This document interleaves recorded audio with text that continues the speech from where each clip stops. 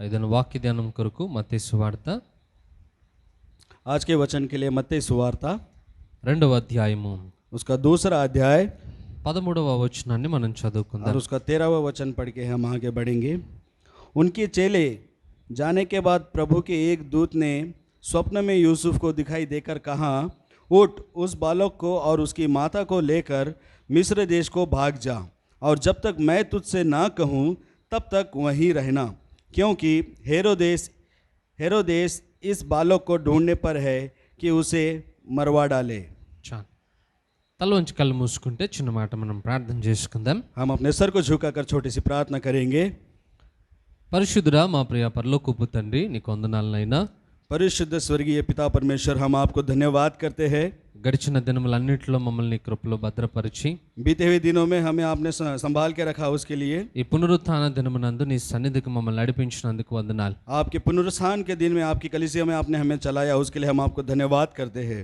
అయ్యా, ఈ రోజునైనా మేము చదువుకునే లేఖన భాగము ద్వారా మాతో మాట్లాడండి. परमेश्वर, आज जो वचन पढ़ा गया है उसके द्वारा आप हमसे बातें करें। నువ్వు మాట్లాడే దేవుడవు గనుక నీ స్వరాన్ని మాకు వినిపించండి आप నాయన. बात करने वाले परमेश्वर है, आपके स्वर को हमें सुनाइए। అయ్యా, ఈ వాక్యము ద్వారా మాలో ఉన్న ప్రతి లోపమును సరిదిద్దండి. परमेश्वर, इस वचन के द्वारा हमारे अंदर के खामियों को भर दीजिए। మాలో నీ దైవికమైన పోలికను అనుగ్రహించండి. हमारे अंदर आपके दिव्य स्वभाव को उभारे परमेश्वर। ఈ వాక్యము ప్రకటింపబడుతున్నప్పుడు శ్రద్ధగా నీ మాటలను ఆలకించడానికి కృప చూపండి. जब इस वचन को सुनाया जा रहा है तो ध्यान पूर्वक इसे सुनने की आशीर्वाद आप करें ఈ परमेश्वर। వాక్యము ద్వారా మా జీవితాలు పురుకొల్పబడాలి నాయనా. आपके वचनों के द्वारा हमारे जीवन अच्छी तरीके से बंधे నీ परमेश्वर। సత్యము మాకు బోధించబడాలి.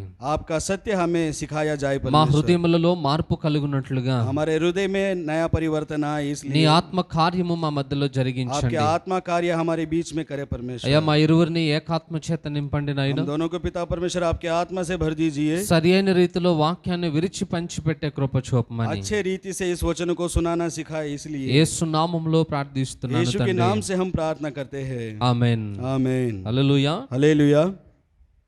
సో గడిచిన వారంలో యోసేపు జీవితంలో నుండి కొన్ని పాఠాలు మనం నేర్చుకున్నాం.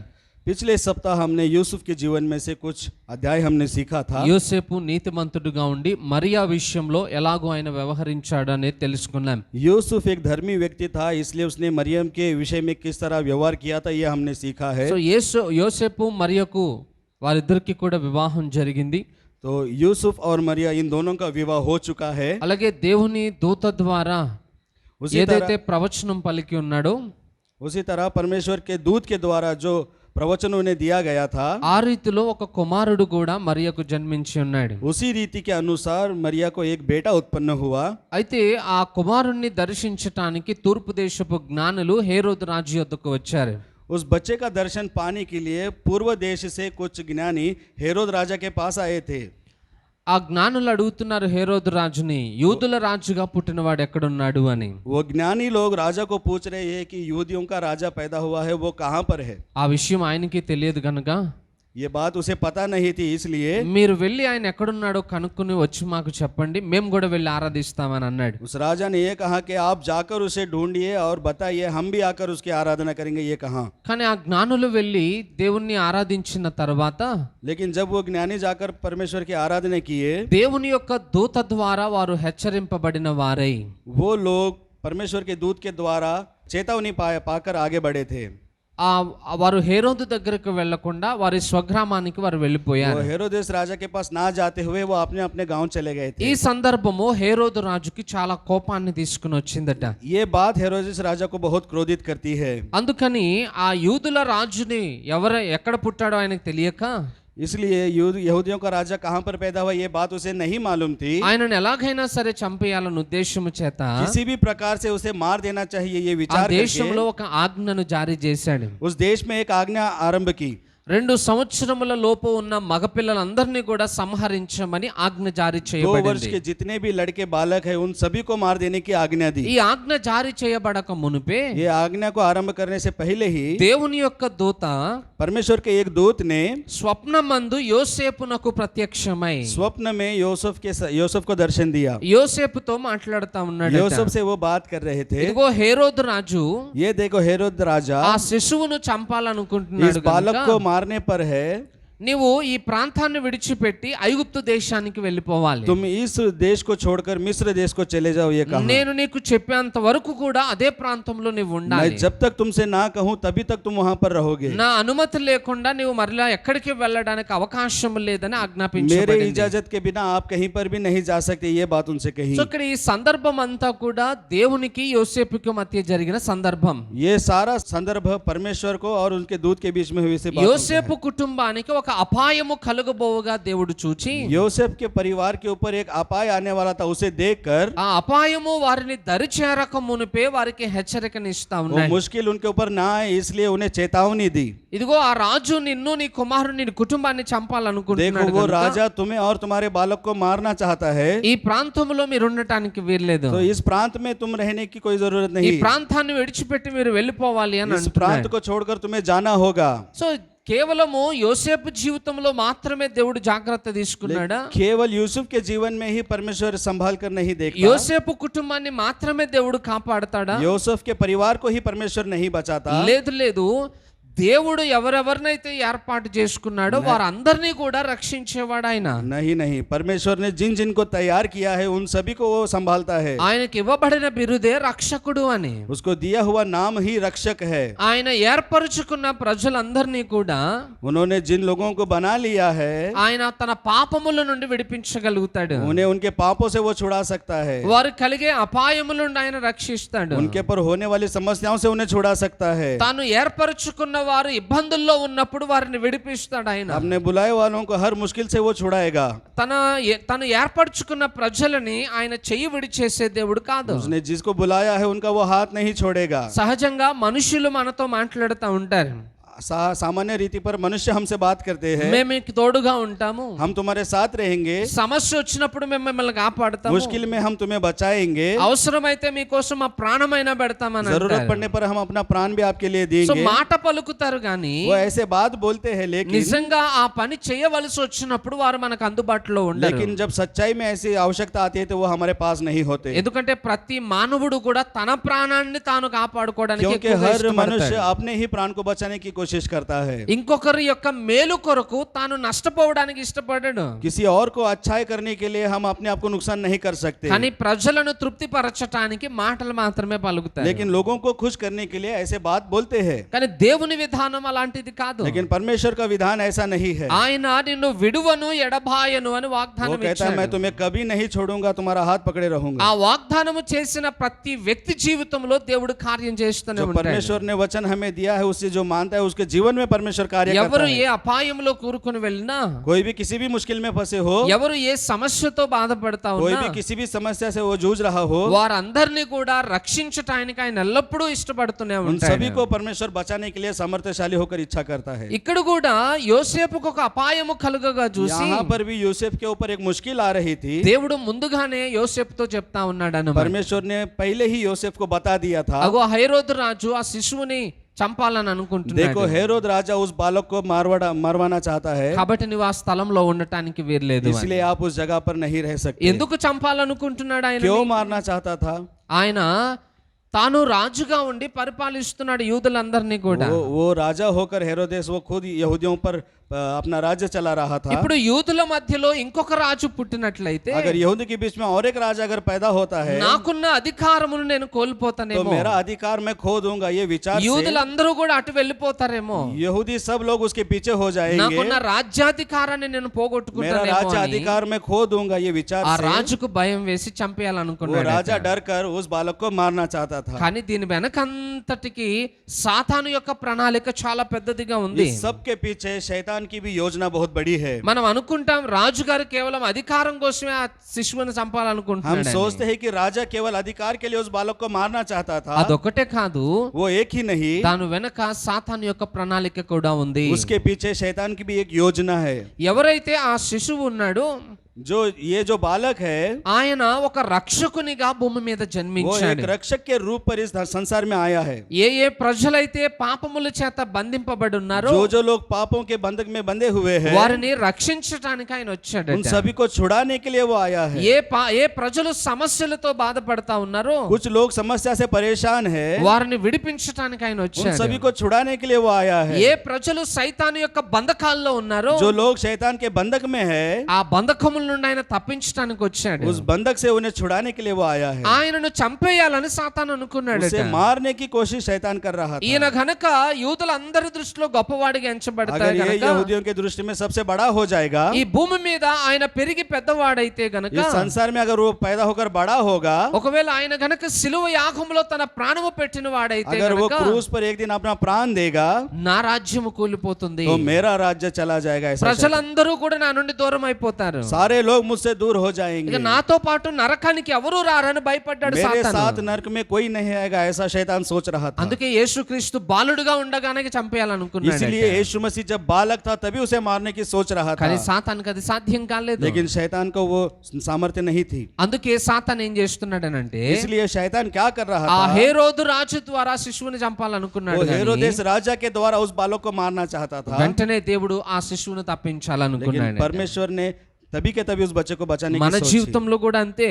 हमारे जीवन में भी ऐसा ही है। మనము దేవుని కొరకు బ్రతకాలి అని అనుకున్నప్పుడు हम सोचते हैं कि मैं परमेश्वर के लिए जीऊंगा, సాతాను ఖచ్చితంగా మనల్ని నాశనం చేయడానికి तभी చూస్తూనే शैतान ఉంటాడు. हमें नाश करने के लिए सोचता रहता है। ఏదో ఒక శ్రమను అనుమతిస్తూ ఉంటాడు. किसी न किसी समस्या को हम पर डाल ఏదో देता ఒక है, ఇబ్బందిని కలుగు చేస్తూ वही ఉంటాడు. मुश्किल हम पर फेंक देता है। దేవుని నుండి దూరం చేయడానికి ప్రయత్నాలు చేస్తూనే ఉంటాడు. परमेश्वर से हमें दूर करने की वो कोशिश करता रहता ఆ है। ప్రతి ప్రయత్నం వెనక उस हर प्रयत्न के पीछे సాతాను మనల్ని నాశనం చేయాలనే బలమైన ఆలోచన కలిగి ఉంటాడు. शैतान हमें नाश करे ऐसे एक विचार से वो रहता है। కానీ గొప్ప విషయం ఏంటనంటే लेकिन एक बड़ा विषय ये है, ఎవరైతే దేవుని యందు ఉంటారో, जो कोई भी परमेश्वर के सन्निधि में रहता है, ఎవరైతే దేవుని స్వరాన్ని వినడానికి जो ఇష్టపడతారో, कोई परमेश्वर के आवाज को सुनता है, అలాంటి వారందరినీ దేవుడు ఎల్లప్పుడూ కూడా తప్పించడానికి ఇష్టపడే उन దేవుడు. सभी को परमेश्वर बचाने के लिए तैयार है। బైబిల్లో ఒక మాట రాయబడింది. बाइबल में एक बात लिखी है, 34వ కీర్తనలో 34वां भजन संहिता,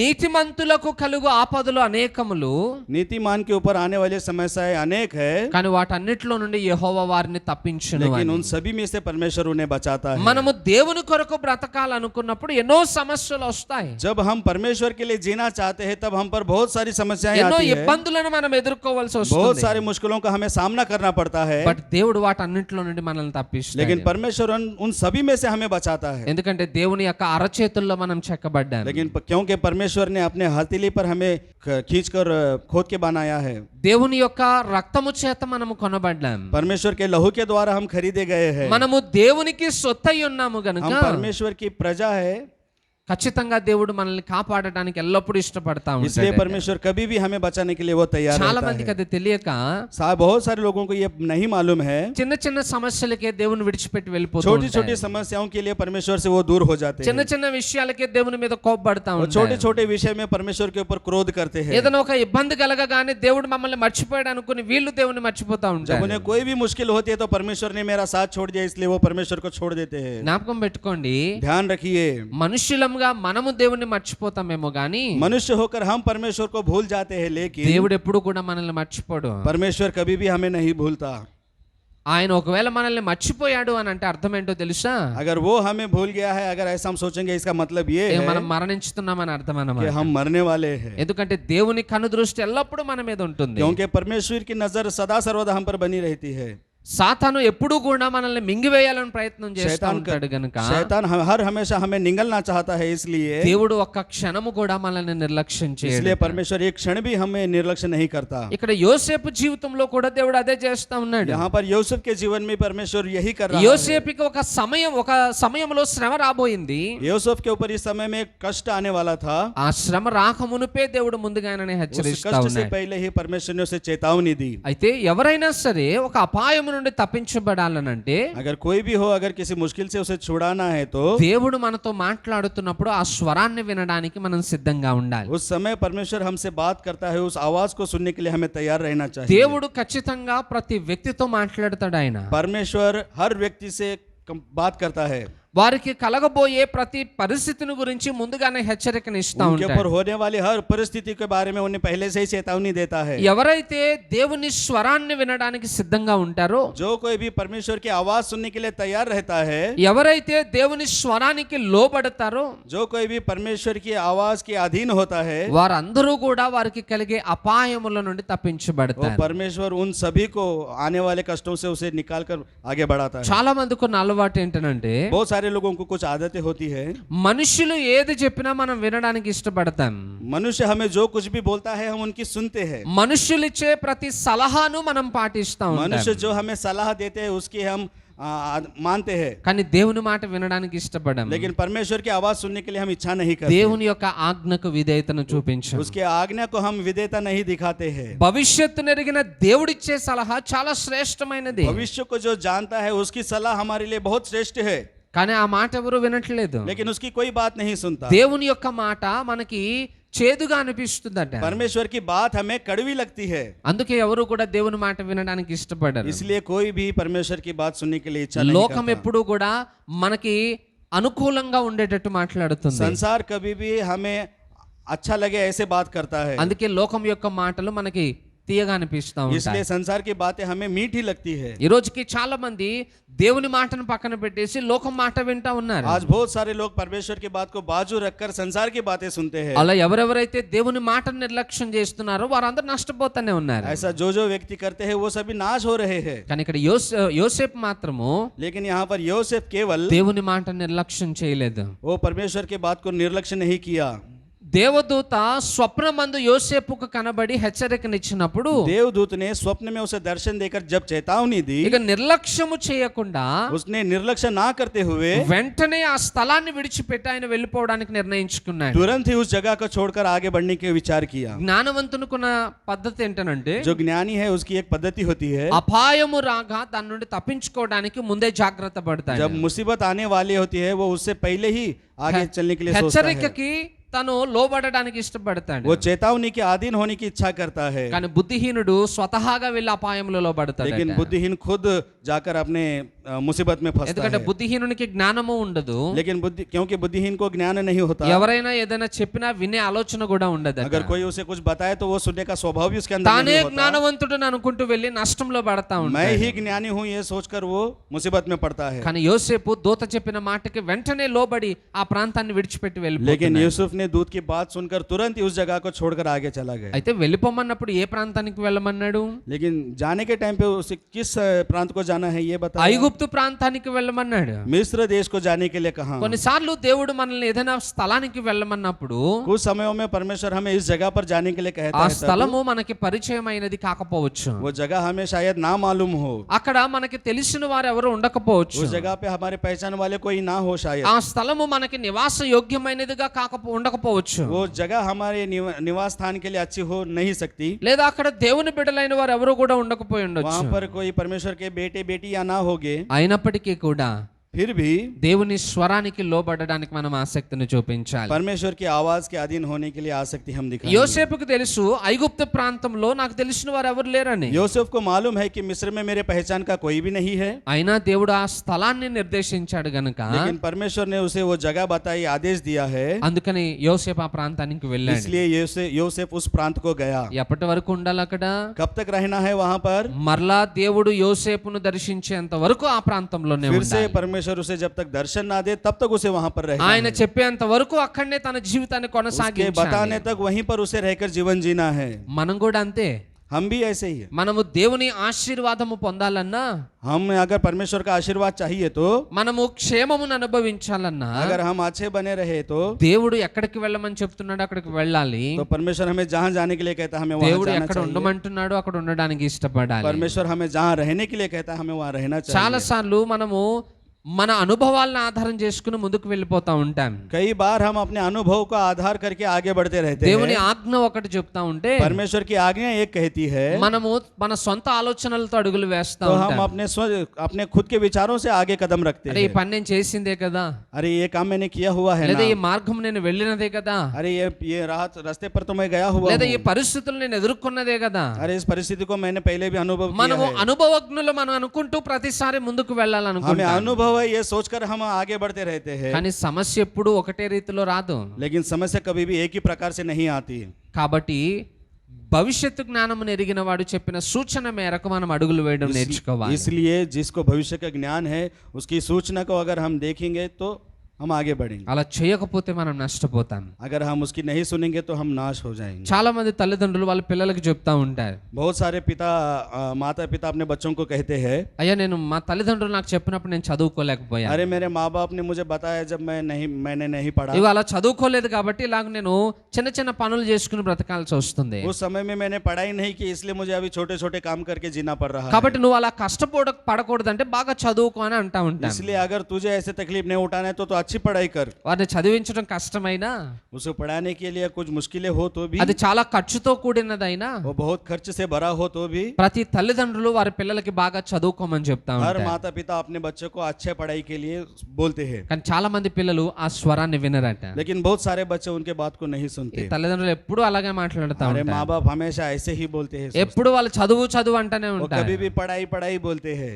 అని అనుకుంటూ నిర్లక్ష్యం वो చేస్తారు. ऐसे ही बोलकर निर्लक्ष्य करता है. చదువుకోవాల్సిన టైంలో వాళ్ళు చదువుకోరు. पढ़ाई करने के टाइम पे वो पढ़ाई नहीं करता, ఆ వయసు దాటిపోయిన తర్వాత वो उम्र होने के बाद వారు ఏదో ఒక పని చేసుకోవాల్సి వస్తుంది. वो जब उसे कुछ ना कुछ काम करना होता है అప్పుడు వారికి బాధ అనిపిస్తుందట. तब उसे मुश्किल होती है. అయ్యో మా తల్లిదండ్రులు చెప్పినప్పుడు వినుంటే अरे బాగుండేది मेरे కదా. माता पिता ने कहा था मैंने तब नहीं सुना, వారి మాటకు నేను విధేయత చూపించి చదువుకుని ఉంటే బాగుండేది उनके కదా. बात को मैंने विधेयता नहीं दी नहीं तो मैं अच्छा होता. వారి ఆజ్ఞను నేను తిరస్కరించకుండా ఉంటే బాగుండేది కదా अगर उनकी आज्ञाओं को मैं नहीं ठुकराता तो मैं अच्छा होता. అని అప్పుడు బాధ కలుగుతుందట.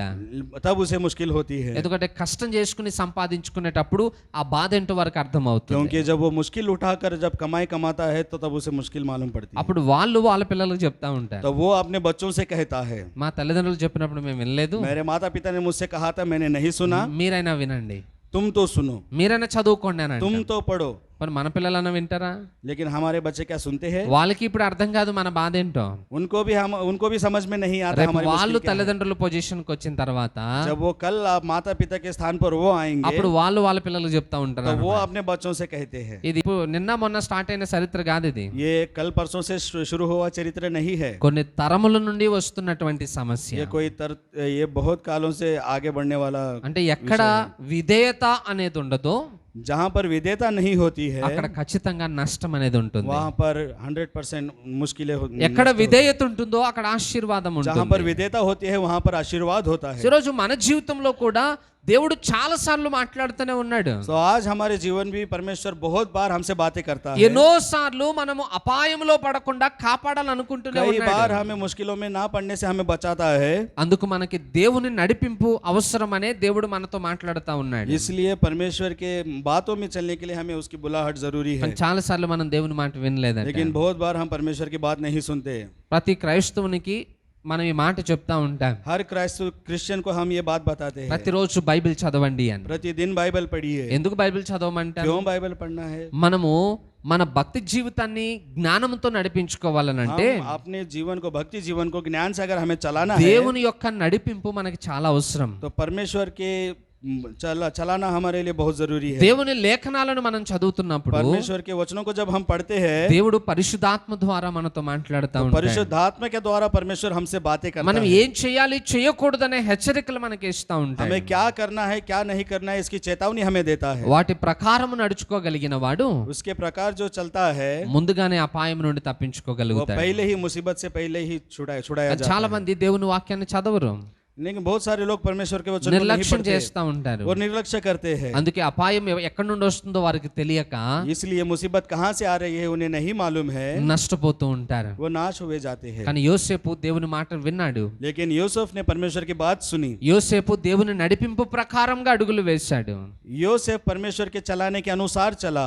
ఐగుప్తుకు వెళ్ళి అక్కడ క్షేమంగా ఉన్నాడు. मिस्र में जाकर वहाँ क्षेम से वो रहा. మళ్ళా కొంతకాలం గడిచిన తర్వాత लेकिन वहाँ पर कुछ समय बीतने के बाद అప్పుడు మరలా దేవుని దూత దర్శిస్తున్నాడు. तब वहाँ फिर से परमेश्वर के दूत ने उसे दर्शन ఒక दिया. యోసేపు జీవితంలోనే కాదు, एक यूसुफ के जीवन में ही ऐसा नहीं మనకి ఆది है. కాండంలో हम उत्पत्ति में भी देखते हैं 18-19 అధ్యాయాలు మనం చూస్తే 18 और 19वें वचन में हम देखते हैं అక్కడ లోతు అని ఒక భక్తుడు కనబడతాడు. वहां पर लूत नाम का एक भक्त दिखता है. ఆయన సొదొమ గొమొర అనే పట్టణాల దగ్గర నివాసం ఉంటున్నాడు. वो सदोम और गोमोर के देश में वो निवासी था. ఆ పట్టణాలు బహు భయంకరమైనవి. वो दोनों देश बहुत भयंकर थे. ఘోరమైన పాపము చేత నిండిపోయినవి. वहां पे घोर पाप भरा हुआ था. ఆ పాపము చేత ఉన్న ప్రాంతాలని దేవుడు నాశనం वो చేయాలనుకున్నాడు. पाप से भरा हुआ शहर था, इसलिए परमेश्वर उसे नाश करने पर था. సహజంగా పిల్లలు తప్పు చేస్తే తల్లిదండ్రులు ఎలా శిక్షిస్తారు? एक मामूली रीति पर अगर छोटा बच्चा कैसे गलती करता है तो उसे माता पिता उसे कैसे शिक्षा देते हैं. దేవుడు కూడా ఆ ప్రాంతాలని శిక్షించాలనుకున్నాడు. परमेश्वर भी उस प्रांत को शिक्षा देने वाला था. కానీ లోతు అనే వ్యక్తి నీతిమంతుడిగా కనబడ్డాడు. लेकिन लूत नाम का व्यक्ति धर्मी था. ఆ నీతిమంతుడైన లోతును తప్పించటానికి, उस व्यक्ति को बचाने के लिए परमेश्वर ने ఆ శిక్షా విధిలో నష్టపోకుండా కాపాడడానికి उस शिक्षा में वो नाश ना हो इसलिए उसे बचाने के लिए దేవుడు ముందుగానే తన యొద్దకు దూతలను పంపించాడు. परमेश्वर ने पहले ही अपने दूत को उसके पास भेजा. ఇద్దరు దేవదూతలు వెళ్ళి చెప్తా ఉన్నారు, देवदूत जाकर उसे बता అయ్యా रहे थे, దేవుడు ఈ ప్రాంతాన్ని నాశనం देखो చేయబోతున్నాడు, परमेश्वर इस देश को नाश करने वाला మీరు है, త్వరగా బయటకు రండి. आप तुरंत यहाँ से निकलिए. వాళ్ళని ఎంతగా వారిని హెచ్చరించినా వారు ఇంకా ఆలస్యం చేస్తా वो ఉన్నారు. उन्हें कितना भी उन्हें बता रहे थे वो देर कर रहे थे. ఆలస్యం చేస్తుంటే वो देर कर रहे ఆ थे దేవదూతలు వారి చేతులను పట్టుకుని బలవంతంగా బయటకు లాక్కుని वो రావాలి. देर कर रहे थे इसलिए देवदूत उनके हाथों को पकड़कर उन्हें खींच कर लेकर आए. ఎందుకు అంత శ్రద్ధ తీసుకున్నాడు దేవుడు? क्यों उनके बारे में इतना श्रद्धा उन्होंने ली? లోతు నీతిమంతుడు గనుక. क्योंकि लूत एक धर्मी व्यक्ति లోతు था. దేవుని యందు భయభక్తులు కలిగిన వాడు लूत గనుక. परमेश्वर के सामने भय भक्ति से था. లోతు సత్యమును అనుసరించువాడు గనుక लूत सत्य के अनुसार चलता था, దేవుడు ముందుగానే నన్ను కాపాడుతూ వెళ్ళాడు. इसलिए परमेश्वर ने उसे सबसे पहले ఈరోజు बचाया. మన జీవితంలో కూడా आज हमारे जीवन में भी మనం నీతిని ప్రేమించు వారమైతే अगर हम धर्मी है ఖచ్చితంగా దేవుడు ప్రతి అపాయంలో నుండి మనల్ని తప్పిస్తాడు. तो परमेश्वर हमें कदाचित हमें वो अपने हर मुश्किल ప్రతి से శ్రమ बचाएगा. నుండి మనల్ని విడిపిస్తాడు. हर मुश्किल से हमें वो छुड़ाएगा. దేవుని ఉన్నతమైన కార్యములను మన జీవితంలో జరిగిస్తాడు. परमेश्वर के उन्नत कार्य हमारे जीवन में होंगे, కాబట్టి మనం నీతిమంతులంగా బ్రతకడం इसलिए నేర్చుకోవాలి. हम धर्मी रीति से जीने के लिए हम सीखेंगे. అదే 2వ అధ్యాయంలో इसे दूसरे अध्याय में 19వ వచనం చూడండి ఒకసారి. 19वें वचन में लिखा हुआ है, हेरोदेस के मरने के बाद प्रभु के दूत ने मिस्र में यूसुफ के स्वप्न में दिखाई देकर कहा, उठ बालक और उसकी माता को लेकर इज़राइल के देश में चला जा, क्योंकि जो बालक के प्राण लेना चाहते थे वे मर गए हैं. చాలు. మరలా ఈ 20వ వచనంలో లేదా 19వ వచనంలో దేవుని దూత మరలా యోసేపును దర్శించాడట. 19वें वचन में यहाँ लिखा है कि परमेश्वर के दूत ने फिर से यूसुफ को दर्शन दिया. యోసేపు ఐగుప్తులో ఉన్నాడు. यूसुफ मिस्र में है. ఎవరైతే ఆ శిశువుని చంపాలనుకున్నారో ఆ రాజుగారు చనిపోయాడు. जो कोई भी उस बालक को मारना चाहते थे वो राजा मर गए हैं. ఆయన చనిపోయిన తర్వాత उसके मरने के बाद దేవుని దూత మళ్ళా యోసేపుతో అంటున్నాడు, परमेश्वर के दूत ने ఆ यूसुफ से శిశువుని कहा, చంపాలనుకున్నటువంటి ఆ రాజు చనిపోయాడు గనుక उस शिशु को मारने वाला वो राजा मर गया है, నీవు ఆ इसलिए శిశువును తల్లిని తోడుకుని तुम उस बालक को और उसकी माता को लेकर మరలా ఇజ్రాయెల్ దేశానికి फिर से వెళ్ళేవాడు. इजराइल देश को चले जाओ. అంటే యోసేపు దేవుని దూత మరలా చెప్పేంత వరకు ఆ ప్రాంతాన్ని విడవలేదు ఆయన. यूसुफ फिर से परमेश्वर के दूत ने जब तक उससे ना कहा तब तक वो उसी प्रांत में था. ఆయన ఆ ప్రాంతాన్ని విడిచిపెట్టే విషయంలో తన సొంత జ్ఞానానికి చోటు वो ఇవ్వలేదు. उस प्रांत को छोड़ने के लिए अपने खुद के विचार से नहीं था.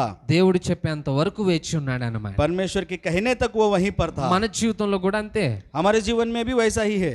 దేవుడు వెళ్ళమన్నప్పుడు వెళ్ళాలి, ఉండమన్నప్పుడు ఉండాలి. परमेश्वर जब कहे हमें जा तो जाना चाहिए, रहो कहने के लिए तो रहना चाहिए. ఒకవేళ కాదు అని మూర్ఖించి ముందుకు వెళ్ళాం అనుకోండి, अगर हम ना उसकी बात ना मानकर अगर हम आगे बढ़ते हैं ఖచ్చితంగా నష్టపోతాం. तो हम नाश होते हैं. బైబిల్ అలాంటి సందర్భాలు చాలా ఉన్నాయి. बाइबल में ऐसे संदर्भ बहुत सारे हैं. ఒకసారి ప్రజలు హాయి పట్టణం మీదకి యుద్ధానికి వెళ్ళారట. एक बार लोग हाई देश पर युद्ध करने के लिए जाते हैं. నిజానికి వాళ్ళు అక్కడ చాలా నష్టాన్ని అనుభవించాల్సి వచ్చింది. वहां पर वो बहुत नुकसान पाने वाले थे, ఎందుకంటే దేవుడు చెప్పని ఆలోచనను వారు పాటించి వెళ్ళారు. क्योंकि परमेश्वर ने जो कहा था उसको ना सुनकर वो आगे बढ़े थे. సో మన లైఫ్ లో కూడా तो हमारे जीवन में भी దేవుడు ఎల్లప్పుడూ మనతో మాట్లాడడానికి సిద్ధంగా ఉన్నాడు. परमेश्वर कभी भी हमसे बात करने के लिए तैयार है. ఆయన స్వరాన్ని వినడానికి ఇష్టపడిన వారు నష్టపోకుండా ఉంటారు. उसकी आवाज को सुनने की इच्छा जो करते हैं वो कभी नाश नहीं होते. కాబట్టి ఈ రోజు నుండి ఆయన స్వరాన్ని వినడానికి ఆసక్తిని तो చూపిద్దాం. आज हम उसके आवाज को सुनने के लिए आसक्ति కొన్నిసార్లు दिखाएंगे. దేవుడు మాట్లాడిన మాటలు మన హృదయాలోచనకు వ్యతిరేకంగా ఉండొచ్చు. कभी कभी जब परमेश्वर हमसे बात करता है तो वो बात हमारे हृदय को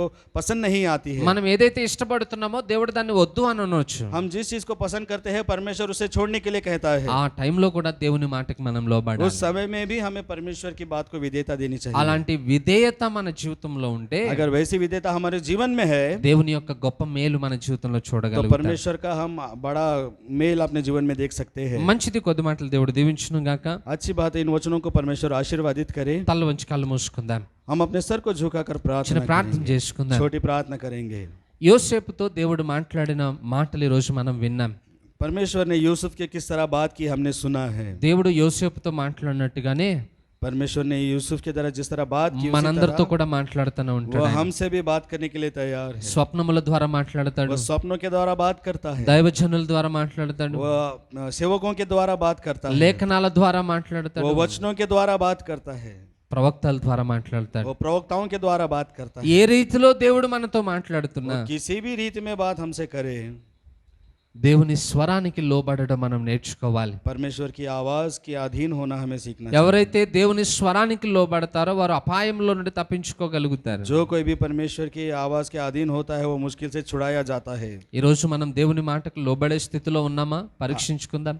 आज के हम परमेश्वर की आवाज के अधीन होने की इच्छा में है, एक बार परीक्षा करेंगे. ఒకవేళ ఆ స్థితిలో లేకపోతే अगर उस स्थिति में अगर हम नहीं है ఈ రోజు మరలా దేవుని దగ్గర బ్రతిమలాడదాం. तो हम परमेश्वर के सामने पश्चाताप करेंगे. ప్రభువా నాతో మాట్లాడు నాయనా, प्रभु जी मुझसे बात करें मेरे राजा. అయ్యా నేను నీ మాటను ఆలకించడానికి సిద్ధంగా ఉన్నాను, मैं आपकी बात को सुनने के लिए तैयार हूँ मेरे నన్ను राजा. దర్శించయ్యా అని దేవుని అడుగుదాం. मुझे दर्शन दीजिए, हम ऐसा मांगेंगे परमेश्वर से. నువ్వు నిజంగా దేవుని స్వరాన్ని వినడానికి ఇష్టపడితే अगर आप सचमुच परमेश्वर की बात सुनना चाहते हैं దేవుడు నీతో మాట్లాడడానికి ఇష్టపడతాడు. तो परमेश्वर आपसे बात करने के लिए तैयार है.